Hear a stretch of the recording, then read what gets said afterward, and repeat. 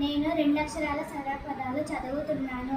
అర, అల, ఆశ, ఆన, ఆడ, ఇలా, ఈక, ఈత, ఈడ, ఈగ, ఉమ, ఊడ, ఊక, ఊచ, ఊట, ఊల, ఎర, ఏట, ఏల, ఏత, ఐన, ఒల, ఒక, ఓడ, ఔర, ఔన, అంబ, అంశ, కల, కద, కడ, గద, గయ, జయ, జడ, జత,